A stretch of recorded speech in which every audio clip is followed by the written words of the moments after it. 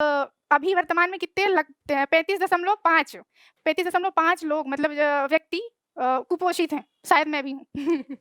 प्रकृति के साथ छेड़छाड़ कर रहे हैं कि मतलब ये जो हम देखिए एयर कंडीशनर रूम मतलब सब अपने भौतिक प्रगति को अपनी प्रगति का हम आधार मान लिए हैं। तो ये जो हम एसी की बात कर रहे हैं, फिर सर ने एसी बंद कर दी। कि आज शादी पार्टियों में शादी में इतने ज़्यादा व्यंजन लगा दिए जाते हैं, एक मतलब ये कि बगल वाली गुप्ता जी की शादी में इतने थे तो हमारे में इतने होंगे। फिर लोग थाली में भर लेते हैं और थाली में ले के फेंक देते हैं। तो 1 से 10 दिन तक 13वीं तक का कार्यक्रम होगा, फिर 6 महीने के बाद कुछ होगा, फिर साल भर के बाद कुछ होगा और फिर हर साल श्राद्ध में कुछ होगा। मतलब वो चलता ही जाएगा, आदमी तो चला गया, उसके नाम पे सब खा रहे हैं। हमने इस बात को जाना कि केवल जीना महत्वपूर्ण नहीं, गुणवत्ता के साथ जीना महत्वपूर्ण। मुझे इस बात के लिए भी चिंतित होना पड़ेगा कि मेरे आने वाली संतान को स्वच्छ वायु मिलेगी कि नहीं, मेरे आने वाली संतान को अच्छा पानी मिलेगा या नहीं। पैसा कम होगा तो चल भी जाएगा सर, अंबर से अमृत बरसे, तू बैठ महल में तरसे, प्यासा ही मर जाएगा, बाहर तो आजा घर से। अंबर से अमृत बरस रहा हूं, तुम उसका फायदा ले पाओगे क्या यदि जब तक घर से बाहर नहीं आओगे? गुड मॉर्निंग फ्रेंड्स, मैं आकांक्षा। आज मैं यहाँ पे एडिटोरियल डिस्कशन के लिए आई हूँ, जहाँ मेरा आज का टॉपिक होगा बढ़ती जनसंख्या और खाद्य संकट। बढ़ती जनसंख्या और खाद्य संकट जो आज एक ज्वलंत समस्या है, कौन-सी? जनसंख्या। उसी से सारी समस्याएँ चाहे गरीबी कह लो, भुखमरी कह लो, स्वास्थ्य, शिक्षा और कुछ भी कह लो, मतलब जलवायु परिवर्तन जो आज कितना बड़ा मुद्दा है कि वो रुक ही नहीं रहा है, इतना तीव्र गति से परिवर्तित हो रही है जलवायु, जिसके साथ मानव आने आने वाले समय में मतलब एक सामंजस्य स्थापित नहीं कर पाएगा और धीरे-धीरे ये हाल आएगा, एक ऐसा समय आएगा जब पृथ्वी पूरी तरह से एक विनाश के कगार में चली जाएगी। तो आज हम बात करते हैं जनसंख्या, आज अभी वर्तमान में क्या आंकड़े हैं, उस हिसाब से भी हम बात करेंगे, कारण क्या है, ये हम बात करेंगे और उसके निदान क्या हो सकते हैं, ये बात करेंगे और जनसंख्या के कारण एक जो अभी वर्तमान का और बहुत समय से चला आ रहा है, सबसे बड़ी बात तो ये है खाद्य संकट, जो आज की बहुत बड़ी समस्या है। तो हम बात करते हैं जनसंख्या की, कि जनसंख्या का वर्तमान में अभी क्या आंकड़ा चल रहा है? विश्व की जनसंख्या 8 अरब पार कर गई है और 8 अरब तो विश्व की जनसंख्या है और अपने भारत का क्या हाल है अगर देखें तो भारत में ये है 1.39 अरब आज की जनसंख्या वर्तमान की है, जो भारत में प्रतिवर्ष 0.04% की दर से बढ़ती जा रही है। तो आने वाले समय में एक हाल ऐसा आएगा कि जब थोड़े समय बाद 10 अरब को पार कर जाएगी, मतलब ओवरऑल ना सिर्फ़ हमारी ये भारत की समस्या नहीं है कि हम जनसंख्या वृद्धि हो रही है। ये पूरे विश्व की बात यही चल रही है कि इतनी ज़्यादा जनसंख्या हो जाएगी कि धरती का जो प्राकृतिक रूप से क्षरण हो रहा है, वो फिर आगे आने वाले समय में संभव नहीं हो मतलब पॉसिबल नहीं हो जाएगा कि हम उसको कंट्रोल कर सकें। तो आज क्या है, विश्व की जनसंख्या 8 अरब है और मतलब आज ये 2022 की बात कर रही हूँ, 22-23 की बात, और 2050 तक ये 8.5 अरब होगी। फिर 2050 तक 8.5, 2030 तक ये 8.5 अरब हो जाएगी और 2050 तक 9.5 अरब और 2100 तक पहुँचते-पहुँचते तो हम 10 अरब को पार कर जाएँगे, 10.4 अरब को पार कर जाएँगे। और हमारी पृथ्वी की अभी मतलब पृथ्वी के हिसाब से, वैज्ञानिकों के हिसाब से जो उन्होंने बताया है कि पृथ्वी की क्षमता कितने लोगों को खाना दे सकने की है, सिर्फ़ 10 अरब लोगों को खाना दे सकने की है। तो वो अपने से तो कुछ उपजा पाएगी नहीं, क्योंकि मानव इतनी तीव्र गति से उसका क्षरण कर रहा है कि वो खुद में ही बेचारी अब मतलब एक बाट जो हो रही है कि हमको कब हम ये जनसंख्या कब कंट्रोल में आएगी। तो ये तो बात हो गई अपनी जनसंख्या वृद्धि के आंकड़े की। जो बात इन्होंने कही, कुछ समय पहले की बात है, मैं राज्यसभा टीवी की एक रिपोर्ट आपसे साझा कर रहा था, जिसमें उन्होंने बताया था कि पृथ्वी एक वर्ष में जितना उत्पादित करती, मनुष्य 7 महीने में उतने का भक्षण कर लेता है। मतलब रेट ऑफ प्रोडक्शन और रेट ऑफ कंजप्शन के बीच का जो इम्बैलेंस है वो देखिए आप। पृथ्वी एक साल में जितना पैदा कर पाती है, आप उतना 7 महीने में खा लेते हैं सर। किस स्तर का असंतुलन हो रहा है आप देखिए। मतलब पृथ्वी के उत्पादन की क्षमता जो है निरंतर कम होते जा रही है और आपके उपभोग की दर जो है वो बढ़ती जा रही है। अब जो इम्बैलेंस है, ये पृथ्वी के पारिस्थितिकी तंत्र को डिस्टर्ब करेगा कि नहीं करेगा, उसी पे चर्चा करेंगे आगे। अब मैं कारण पे बात करती हूँ। आंकड़े ये वृद्धि हमने आंकड़ों के हिसाब से देख ली और उसको कंट्रोल करना हमारी ज़िम्मेदारी है, क्योंकि सरकार इसमें कुछ नहीं कर सकती है, वो बस नीतियाँ ही ला सकती है। अब ये जनसंख्या वृद्धि हो किस कारण रही है, वो मैं ये बताऊँगी अब यहाँ पे, कि जनसंख्या वृद्धि का आज का सबसे बड़ा कारण ये है, पहली बात तो अशिक्षा, मतलब जागरूकता में अभाव है, अजागरूकता कह लो वही बात है, जागरूकता में अभाव है। और उसके का सबसे बड़ा जो आज के मतलब पुराने समय से चला आ रहा है और आज भी इतना ज़्यादा मतलब लोग शिक्षित हो गए हैं, उसके बाद भी सबसे बड़ा कारण क्या है कि धार्मिक दृष्टिकोण। उन आज के समय में ये जो मतलब पुराने समय से भी यही हो रहा है कि पुत्र की चाह में लोग मतलब निरंतर, जब तक पुत्र हो ना जाए तब तक, बेटियाँ भी अगर पैदा हो रही हैं तो उनकी कोई वैल्यू नहीं है, जब तक पुत्र ना हो जाए, पुत्र की चाह में जनसंख्या वृद्धि होती जा रही है। तो वहाँ हमको समझना पड़ेगा कि हम धार्मिक दृष्टिकोण से अगर देखें तो हमारा धर्म भी फिर हमारे आगे आने वाले समय में हमको नहीं बचा सकता, जब हम विनाश के कगार में होंगे। फिर ना आपके पुत्र कुछ कर पाएँगे, ना आपकी पुत्रियाँ कुछ कर पाएँगी। इसलिए हमको यहाँ पे भी समझना होगा। और शिक्षा, जो मतलब अब सभी देशों की सरकार का क्या उद्देश्य चल रहा है? साक्षरता। तो हमको साक्षर नहीं होना है, हमको शिक्षित होना है। और शिक्षित होने के लिए हमको अभी बहुत ज़्यादा ज़रूरी है कि अभी हम कितना उसमें मेहनत करनी पड़ेगी। इसलिए हमको साक्षरता पे नहीं बल्कि शिक्षित होने पे ध्यान देना है। तो ये यहाँ पे कारण हो गया कि अजागरूकता है, मतलब फिर इसके कारण क्या उपजेगी? गरीबी। लोगों का मतलब ये मान्यता है कि गरीबी को मिटाने के लिए और गरीबी बढ़ाने के चक्कर में मतलब गरीब लोगों के जो गरीब तबका जो है, वो मतलब एक उसकी इसका ये अवधारणा है कि जितने हाथ उतने काम। तो ये कोई सॉल्यूशन नहीं है, क्योंकि वो हाथ आ रहा है साथ में तो अपना पेट भी तो ला रहा है ना वो साथ में। तो वो मतलब भले वो अगर 1000 कमा रहा है तो अगर 800 रुपए उसी के में लग रहा है तो तुमको 200 के प्रॉफिट के चक्कर में तुम क्या कर लोगे? इससे अच्छा ऐसा करो कि अपने में कुछ ज़्यादा क्षमताएँ विकसित करो कि हम वो 1000 खुद ही कर पाएँ, है ना? तो वो हमको नहीं करना है, ये जो जितने हाथ उतने काम वाली अवधारणा छोड़ना है। धार्मिक रूप से अपने को सशक्त होना, मतलब ये होना है कि हम कुछ ऐसा कर पाएँ कि ये जो धर्म में सबसे बड़ी बात होती है मुखाग्नि, कि मुखाग्नि हमारा पुत्र ही देगा। तो पुत्री भी तो दे सकती है, यहाँ कहीं कुछ लिखा है कि पुत्री देगी तो मतलब उसकी जो शव है वो जल नहीं पाएगा, ऐसा कुछ भी नहीं है। इसलिए हमको यहाँ पे भी ध्यान देना है। अब हम चलते हैं कि मतलब जनसंख्या वृद्धि के कारण क्या-क्या जनसंख्या। बहुत अच्छा इन्होंने देखिए 2-3 बिंदुओं पर इन्होंने प्रकाश डाला।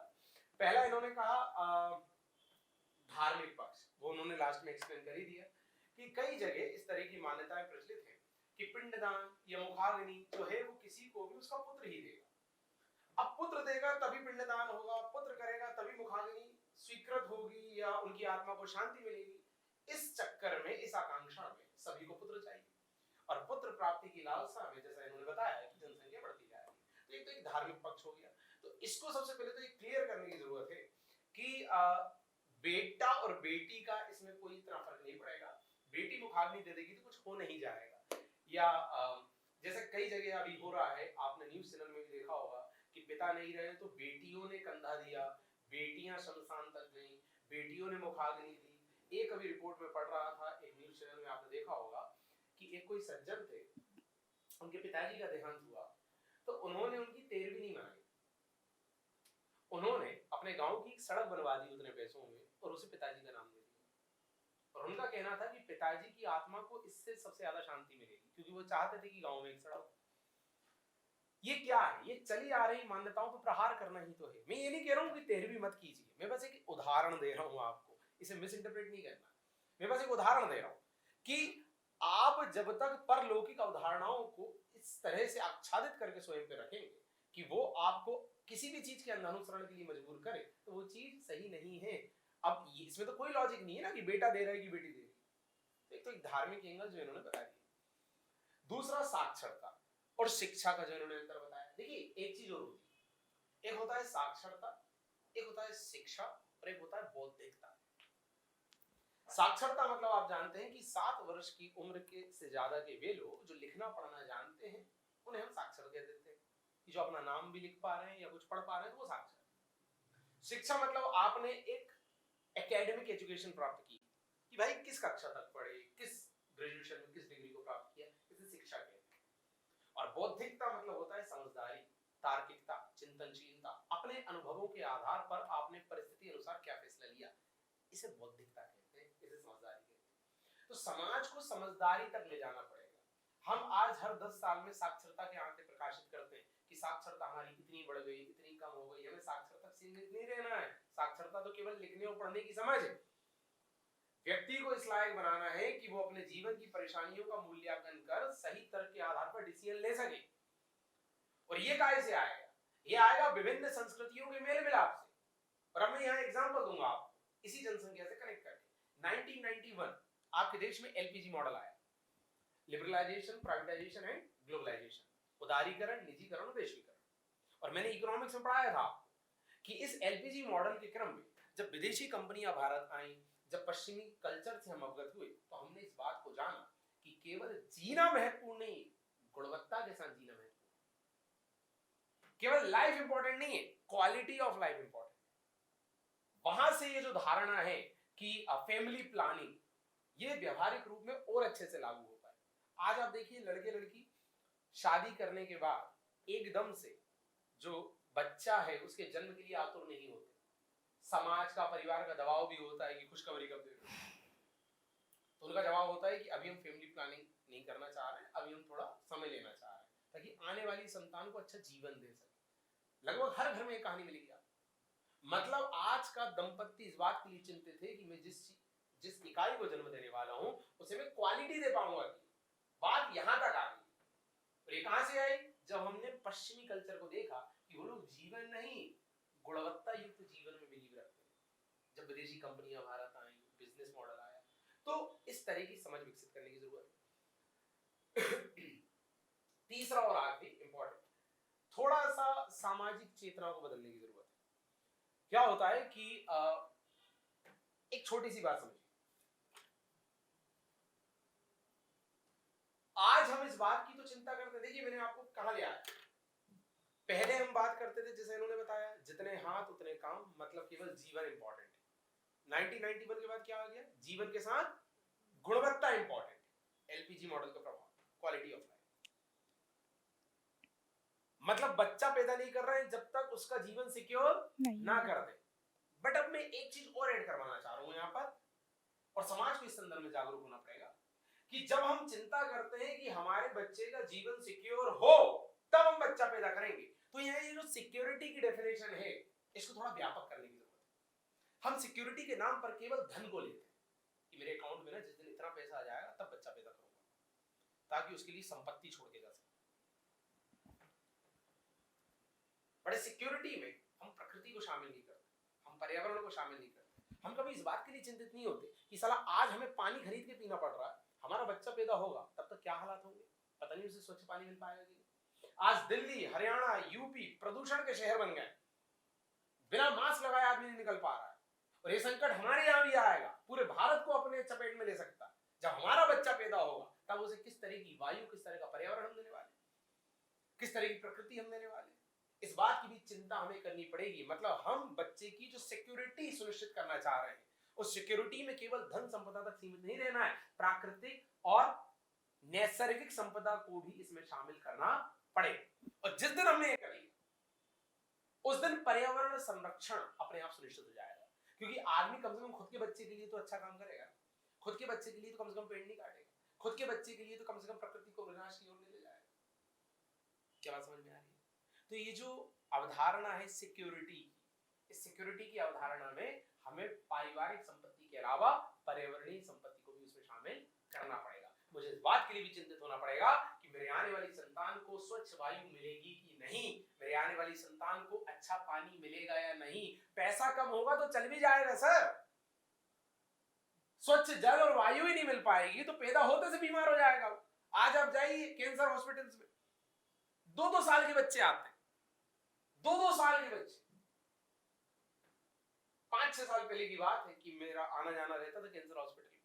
हमारे परिवार में इस तरह के मसले हुए थे, तो वहां मैंने देखा कि 2 साल का बच्चा, 1 साल का बच्चा, 5 साल का बच्चा, उसे ड्रिप लगी हुई, उसे कुछ लगी हुई, पट्टी लगी हुई, क्या हो गया? बोले कैंसर। अब 5 साल के बच्चे को कैंसर। बात समझ रहे हो आप? ये क्या है? हमें इस बात के लिए भी चिंतित होना पड़ेगा। बहुत बढ़िया जा रहा है आगे। उसके बाद हम बात करते हैं जनसंख्या वृद्धि के कारण। मतलब हम लोगों को अभी जो वर्तमान में जो चल रहा है जलवायु परिवर्तन, मानव स्वास्थ्य, जल आपूर्ति, ये सब समस्याएँ तो हम देख रहे हैं और खाद्य संकट भी देख ही रहे हैं। तो इनमें मुझे जो लग रहा है कि खाद्य संकट, जो कि सीधे-सीधे जिसका कनेक्शन पेट से है, वो सबसे बड़ा मुद्दा है। क्यों? क्योंकि ये सिर्फ़ हमारे भारत में नहीं हो रहा है, ये पूरे विश्व में यही इसका मतलब बना हुआ है कि विश्व भर इस संकट से जूझ रहा है, सारा विश्व इस संकट से जूझ रहा है। तो हम खाद्य संकट की अगर बात करें, तो हम देखेंगे कि वेस्टलैंड रिपोर्ट 2019 के मुताबिक जो कृषि प्रधान अपना राज्य, भारत की अभी मैं बात कर रही हूँ, जो कृषि प्रधान राज्य है पंजाब, तो वहाँ पे प्रति वर्ष मतलब वहाँ पे ये आंकड़ा है कि 14,000 हेक्टेयर भूमि घटती जा रही है। अपने पश्चिम बंगाल में 62,000 हेक्टेयर भूमि घटती जा रही है और जो सबसे ज़्यादा जनसंख्या वाला अभी वर्तमान में जो राज्य है अपना ये उत्तर प्रदेश, उसकी तो हर साल 48,000 हेक्टेयर भूमि घटती जा रही है। अगर यही हाल रहा तो हम खेती कहाँ करेंगे? और सबसे बड़ी बात, आज के समय में ये जो विकास की होड़ है, नकारात्मक होड़ है, उसमें कृषि अपना जो ये व्यवसाय है, कृषि व्यवसाय वो छोड़ते जा रहे हैं। कृषि व्यवसाय छोड़ेंगे तो हमको अनाज कहाँ से मिलेगा? और उनका भी छोड़ना जायज़ है। क्यों? क्योंकि जलवायु परिवर्तन इतना ज़्यादा हो गया है कि जब उनकी खेती के समय ये जो बाढ़ आ जाती है, कभी सूखा पड़ जाता है, तो वो भी किस आधार पे कृषि करें? क्योंकि पहले जैसा माहौल नहीं रहा कि सब समय से होगा, बरसात समय से होगी, गर्मी समय से होगी, ठंडी समय से होगी, तो वो बेचारे करें भी किस आधार पे? इसलिए वो दूसरा व्यवसाय चुन रहे हैं। और अगर हम ये बात करें कि मतलब 1991 के अनुसार जो ग्रामीण परिवारों में कृषि योग्य भूमि थी, तो ग्रामीणों के पास कितनी भूमि थी अपने उस टाइम पे कितनी थी? 11.7 थी। फिर उसके बाद 2013 में कितनी हो गई? 9.2, लगभग 11 से 9 तक आया, मतलब 2 अरब 2 करोड़ मतलब हेक्टेयर भूमि घट गई है। और मतलब जैसा चल रहा है तो अगले साल तक 8 करोड़ हेक्टेयर भूमि बचेगी। उसमें इतनी बड़ी जनसंख्या का पेट पालना मुझे तो नहीं लगता पॉसिबल हो पाएगा। फिर यही चल रहा है कि उससे क्या होगा, जब पेट नहीं बढ़ेगा तो अपराध कितने ज़्यादा, मतलब खाली दिमाग शैतान का घर। वो कुछ भी करेंगे, मार-काट करेंगे अपना पेट पालने के लिए, इसकी हत्या, उसकी हत्या, ये सब करेंगे। तो अपराध का जन्म भी यहीं से हो जाता है। फिर अपन आते हैं कि मतलब वैश्विक भुखमरी सूचकांक, जनसंख्या के कारण ही ये सब हो रहा है। खाद्य संकट की बात हो गई कि कृषि योग्य भूमि घटती जा रही है निरंतर। फिर उसके बाद आते हैं भुखमरी सूचकांक। भुखमरी सूचकांक में आज ही मतलब न्यूज़पेपर में आया था कि उसमें अपने भारत का स्थान 107वां है, जो कि पिछले कुछ सालों में 6 पायदान नीचे गिर गया है। तो 107वां स्थान तो भारत का है, जहाँ ये दावा किया जाता है कि ये भारत भूमि मतलब सोने की भूमि जो कभी रही है, जहाँ से जो कभी भूखा नहीं मरा, राम राज्य जैसी संकल्पना में, कि किसी प्रकार का कोई अपराध भी नहीं होता था, कोई भूखा भी नहीं मरता था और राजा मतलब ऐसा था कि प्रजा के मतलब प्रजावत्सल भाव था। तो ये सब चीज़ें, उसी भारत भूमि में आज ये हाल है कि 20 करोड़ लोग रात में भूखे सो रहे हैं। कितनी दे मतलब आज हमको और आपको मतलब भूखा नहीं सोना पड़ रहा है, तो कम से कम रोटी तो नसीब हो ही रही है। तो हमको इसका दुःख अभी शायद नहीं समझ पाएँगे। सहानुभूति हो सकती है, पर हमारे अभी समानुभूति नहीं है, क्योंकि अभी हम उस डर से, उस संकट से नहीं गुज़रे हैं। इसलिए हम उन झोपड़पट्टी वालों को सोचें कि 20 करोड़ लोग ऐसे ही सो जाते हैं। अब जब माँ को खाना नहीं मिलेगा, तो बच्चे को स्तनपान के लिए वो उसको दूध कहाँ से मिलेगा? तो वो सब चीज़ें यहाँ से। अब जो मैंने स्तनपान की बात करी, तो मैं आज के हिसाब से मैं बात कर रही हूँ कि मतलब अभी वर्तमान में कितने 35.5 लोग मतलब व्यक्ति कुपोषित हैं, शायद मैं भी हूँ। तो और उसके बाद बच्चों की बात करते हैं कि 3.5 का फ़ीसद लोग क्या हैं, अपना मतलब 5 वर्ष से कम उम्र के बच्चे मर जाते हैं, कुपोषण के कारण। ना उनको खाना मिल पा रहा है, ना उनको माँ का दूध मिल पा रहा है, तो इसके कारण ये कुपोषित हो चुके हैं। और अगर हम अब विश्व की बात करें, तो विश्व में 80 करोड़ लोग भूखे सो रहे हैं। अपने भारत की मैंने बताया 20 करोड़, और विश्व भर में 80 करोड़ लोग भूखे सो रहे हैं। जहाँ एक और विकास के नाम पे पिज़्ज़ा, बर्गर, ये सब कौन खा सकता है? जिसकी सामान्य वेतन, जिसको अर्जन हो रहा हो पूँजी का, तो वो एक और तो लोग ये अपना पिज़्ज़ा, बर्गर ये सब खा रहे हैं, दूसरी ओर लोग भूखे सो रहे हैं। और लगभग मात्र 310 करोड़ लोगों को खाना मिल पा रहा है। मतलब मैं खाने से क्या मेरा आशा है कि खाना सिर्फ़ रोटी, सब्ज़ी, दाल, चावल, इतना 310, जो कि हमारे गरिमामयी जीवन का संकेत है कि सरकार दावा करती है कि हम स्वास्थ्य, कपड़ा, रोटी, मकान और एक शिक्षा, ये उनकी मूलभूत आवश्यकताएँ हैं। उनमें से एक जो खाने की बात है, सिर्फ़ 310 करोड़ लोगों को मिल पा रहा है। तो ये बात हो गई। अब हम खाद्य संकट के साथ जनसंख्या वृद्धि, अब खाद्य संकट को हम कम कैसे कर, ये सारी चीज़ें तो मैंने आँकड़ों के हिसाब से बताई। आँकड़े क्या हैं? आज ये इतने हैं, कल और बढ़ जाएँगे। तो उन सबको छोड़िए, बढ़े ना, इसलिए हमको क्या करना है? इसके लिए हमें पहले तो अपने ज़मीनी स्तर पर व्यक्तिगत रूप से ये जो हम संसाधन मतलब प्रकृति के साथ छेड़छाड़ कर रहे हैं कि मतलब ये जो हम देखिए एयर कंडीशनर रूम, आज एयर कंडीशनर रूम मतलब सब अपने भौतिक प्रगति को अपनी प्रगति का हम आधार मान लिए हैं। तो ये जो हम एसी की बात कर रहे हैं, फिर सर ने एसी बंद कर दी। फर्नीचर, फर्नीचर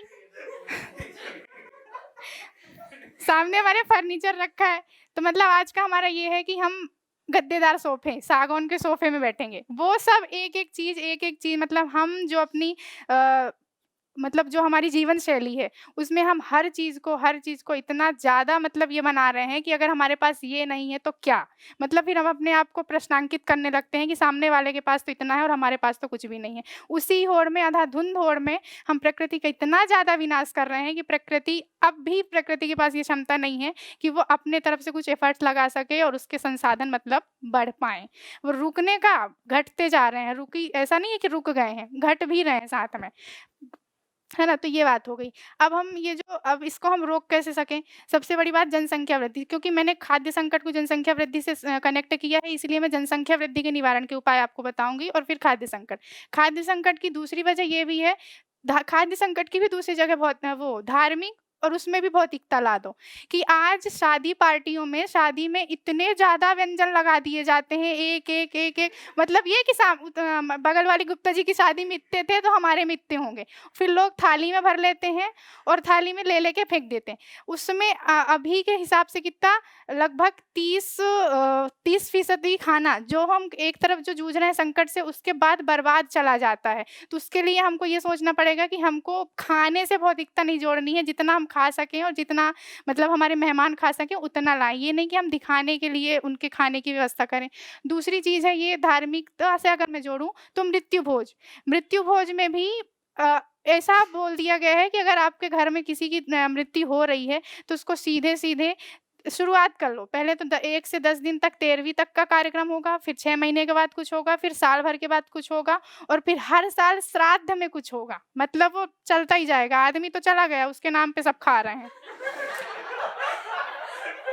तो ये है। तो मतलब हमको ऐसा है कि चलो अगर किसी के खिलाने की है तो हम वो भोजन भी कराएँ तो ज़रूरतमंदों को कराएँ। मैं कराने से बिल्कुल मना नहीं कर रही हूँ, ज़रूरतमंदों को कराएँ, ना कि अपने पूज्य को कराएँ। है ना? तो ज़रूरतमंदों को कराएँगे तो सही में हो सकता है उनकी आत्मा को शांति मिल जाए। तो ये बात हो गई कि हमको धार्मिकता से अलग हट के सोचना है, हमको भोजन की बर्बादी नहीं करना है और दूसरा कि जो सरकार द्वारा जो प्रयास किए जा रहे हैं कि जो नीमच से चालू हुआ था शायद कार्यक्रम कि ज़ीरो वेस्ट प्रोडक्ट ऐसा करके कुछ हुआ था कि मतलब वहाँ पे खाने की बर्बादी को रोकना उनका मुख्य उद्देश्य था। तो वैसी कुछ चीज़ें हमको अपने व्यक्तिगत हित पे भी मतलब व्यक्तिगत रूप से भी देखनी चाहिए और हमको व्यक्तिगत हित, व्यक्तिगत दिखावा, व्यक्तिगत स्वार्थ के लिए प्रकृति का विनाश नहीं करना है। और जो सरकार की योजनाएँ हैं मतलब राष्ट्रीय नीति जो बना रही है सरकार, उसमें हमको सहभागी बनना है कि उनकी जो नीति है वो सही में ज़मीनी स्तर से लेके मतलब उसका लागू करवाना हमारी ज़िम्मेदारी है। इसलिए हमें खाद्य संकट, जनसंख्या वृद्धि को कंट्रोल करना है। उसके बाद की तो सारी समस्याएँ गरीबी हो, भुखमरी हो, स्वास्थ्य हो, शिक्षा हो और खाद्य संकट हो, अपने आप निपटान हो जाएगा। इसलिए हमारा प्रयास जनसंख्या नियंत्रण में होना चाहिए। धन्यवाद। 2-3 बातें इन्होंने बड़ी शानदार कही, उसी में मैं थोड़ा-सा ऐड करना चाहूँगा। कितनी विसंगति है। एक तरफ हम आज़ादी का अमृत महोत्सव मना रहे हैं और एक तरफ हमारी भारत सरकार को कोरोना काल में ये घोषणा करनी पड़ रही है कि वो 80 करोड़ लोगों को 5 किलो मुफ्त अनाज देंगे। ये क्या है? ये विसंगति ही तो है सर। एक तरफ आजादी का अमृत महोत्सव बन रहा है कि भारत जो है वो विकास के उच्चतम शिखर पर पहुंच रहा है और एक तरफ हम देख रहे हैं 5 किलो मुफ्त अनाज 80 करोड़ लोगों को। मतलब देश की 80 करोड़ पॉपुलेशन ऐसी है जो मंथली 5 किलो अनाज भी स्वयं के लिए अरेंज नहीं कर सकती। इस पे आपको ध्यान देना पड़ेगा। नंबर सेकंड, जैसे उन्होंने कहा, एक तरफ हम बोलते हैं भारत को कृषि प्रधान देश, मेरे देश की धरती सोना उगले उगले हीरे मोती, ये गाना बना था। इतनी ज्यादा संपन्नता थी, इतना ज्यादा उत्पादन था, इतनी ज्यादा प्रोडक्टिविटी थी, और आफ्टर ग्रीन रिवॉल्यूशन तो बहुत ज्यादा थी, आप जानते हैं। बट उसी भारत में, जैसा इन्होंने बताया, 20 करोड़ लोग भूखे सो गए।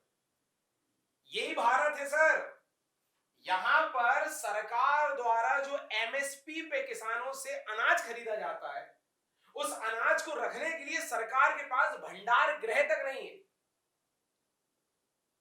अनाज सड़ जाता है सर, अनाज सड़ जाता है, प्रॉपर रखने की व्यवस्था नहीं। तो एक तरफ अनाज सड़ रहा है, सरकार प्रोवाइड नहीं कर पा रही है, सरकार का सिस्टम तंत्र इतना विफल हो गया कि वो उस अनाज को स्टोर करके रखने और जरूरतमंद को पहुंचाने तक में सक्षम नहीं है, और एक तरफ जरूरतमंद भूखा मर रहा। कितना कॉन्ट्रडिक्टरी। ये मैं क्यों बता रहा हूं आपको? ये मैं इसलिए बता रहा हूं आपको कि पूरा खेल पता का है, अभाव का नहीं है, असामंजस्यता का। पूरा खेल कमी का नहीं है सर, हमारे तंत्र की विफलता का है। ऐसा नहीं है बच्चा अनाज कम होते जा रहा है, नो डाउट, बट ये हालत नहीं है कि आज भी अनाज नहीं, या ये हालत नहीं है कि 20 करोड़ लोग जो भूखे सो रहे हैं उनको अनाज देने में असक्षम नहीं है सर। सिस्टम में असंतुलन। आप हर साल रिपोर्ट पढ़ेंगे, सरकार का इतना लाख मेट्रिक टन अनाज सड़ गया। क्यों सड़ गया? किसानों से लिया था एमएसपी पे, पीडीएस सिस्टम के माध्यम से गरीबों तक पहुंचाना था, नहीं पहुंचा पाए। क्यों नहीं पहुंचा पाए? क्योंकि जब किसानों से लिया तो उसको रखने के लिए जो भंडार गृह होने चाहिए थे वो नहीं थे, तो रखेंगे कहां? खुले में रखे, सड़ गए। टाइम पे पीडीएस के माध्यम से जनता तक पहुंचना था, नहीं पहुंच पाया। ट्रांसपोर्टेशन की प्रॉपर व्यवस्था नहीं, पीडीएस की प्रॉपर दुकानें नहीं लग पाई, और तो और जो गरीब आदमी है उसका राशन कार्ड नहीं बन पाया, वो क्या दिखा के लेगा? मोदी जी बोल तो रहे कि भाई वो कोरोना के काल में ना सब मजदूरों के खाते में इतने रुपए डालूंगा डायरेक्ट, पर खाता तो हो। मोदी जी के अथक प्रयासों के बावजूद आज भी कईयों का खाता नहीं है भाई साहब। क्या है ये? तो पहले तो हमें सिस्टम को दुरुस्त करना पड़ेगा कि चीजें जहां प्रॉपरली अवेलेबल हैं उन्हें उस जगह तक पहुंचाना जहां उसकी जरूरत है। जैसा मैंने भंडार गृह का एग्जांपल दिया, ना होने के कारण अनाज सड़ गया, सड़ रहा है हर साल। दूसरा, वो जो गरीब है, जो वंचित है, जो पीड़ित है, जो शोषित है, जो जरूरतमंद है, उसको इस लायक बनाना कि जब सरकार योजना का लाभ तुझ तक पहुंचाए तो तू उसे ग्रहण कर सके। कितना अभियान चलाया, जनधन खाता खोलो, जनधन खाता खोलो, अभी भी कईयों के नहीं है सर। अब सरकार चाहे भी आपको देना तो कहां दे? घर आके देगी क्या? और दूसरा और आगे, तीसरा और आगे। पहला मैंने बताया असंतुलन है, अभाव नहीं, असंतुलन। दूसरा मैंने बताया वो जो व्यक्ति है उसे इस लायक बना दो कि जब फायदा मिले तो तू ले सके। अंबर से अमृत बरसे, तू बैठ महल में तरसे, प्यासा ही मर जाएगा, बाहर तो आजा घर से। अंबर से अमृत बरस रहा हो, तुम उसका फायदा ले पाओगे क्या यदि जब तक घर से बाहर नहीं आओगे? उतना तो तुम्हें चलना पड़ेगा ना सर। तीसरा और आगे जो मैं बताना चाह रहा हूं, जिसमें इस बच्ची ने बहुत अच्छा कटाक्ष किया, हमें आत्म केंद्रित या स्व केंद्रित अवधारणा थोड़ी सी अपनानी पड़ेगी। हम खुश किस बात पे हैं, हम सफल कितने हैं, हम संतुष्ट कितने हैं, ये बात ना कोई और तय करता है। हर चीज कोई और तय कर रहा है। हमारे घर के पूर्वज को मरने के बाद उनकी आत्मा को शांति मिलेगी या नहीं मिलेगी, ये भी समाज तय कर रहा है। मैं अपनी बच्ची से, मैं अपनी बहन से, मैं अपनी बीवी से, अपनी मां से कितना प्रेम करता हूं, ये भी कौन प्रमाणित करेगा?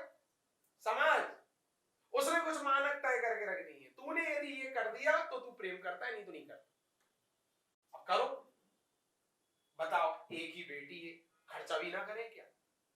तो करो, फिर उधार लेके करो, 10 साल तक कर्जा चुकाओ। जैसा इन्होंने भोजन का एग्जांपल दिया, कितना अन्न बिकता है वहां पर, सबको पता है, कोई नहीं खाएगा, बिकेगा कोई नहीं। आप बिल्कुल अपना महिमा मंडन करो, बिल्कुल आप खर्च करो, आपकी जीवन भर की पूंजी बिल्कुल लगाओ, कोई दिक्कत नहीं। बट साथ में ये भी प्रबंध करो कि वो जो भोजन बन रहा है वो यदि कोई नहीं खाएगा तो जो बचा हुआ है उसका आप क्या करेंगे, या आप ऐसी कोई व्यवस्था कीजिए कि भोजन कोई अनावश्यक फेंके। तो 3 बातों पर आप इस सबको समेट सकते हो। पहला, अभाव नहीं है, असंतुलन। दूसरा, वो जो वंचित वर्ग है उसको इस लायक कम से कम करो कि वो चीजों को ग्रहण करने की पात्रता कम से कम अर्जित कर सके। और तीसरा और आखिरी, जैसा मैंने कहा कि सामाजिक मनोवृत्ति और सोच के अकॉर्डिंग कब तक खुद को चलाओ, थोड़ी सी तार्किकता। इसके लिए मैंने स्टार्टिंग में एक्सप्लेन किया था, साक्षर, शिक्षित और बौद्धिक होने में अंतर है। अपनी बुद्धि लगाओ ना, अपनी समझदारी लगाओ, ये क्या जरूरी। मुकेश अंबानी साहब अपनी बिटिया की शादी करते हैं तो हजारों करोड़ रुपए खर्च कर देते हैं। आपको वो हजारों करोड़ दिखता है, उसको देख के आप सोचते हो मेरी भी बिटिया की होगी, मैं 1 करोड़ तो कर ही दूंगा। अरे भैया, उनका वो 1000 करोड़ जो है ना, वो उनकी टोटल संपत्ति का 0.1% भी नहीं है। मतलब उन्होंने इस तरह के सामाजिक आयोजनों पे कितना खर्च किया जो उनका 1% भी नहीं है टोटल वेल्थ का, और आप कितना कर दे रहे हो जो आपकी औकात से 10 गुना ज्यादा। विराट कोहली, अनुष्का शर्मा ने शादी करी, इतने रुपए खर्च किए, हम सारा 50 लाख तो कर ही सकते हैं। तो उन्होंने जो खर्च किया उनकी टोटल वेल्थ का कितना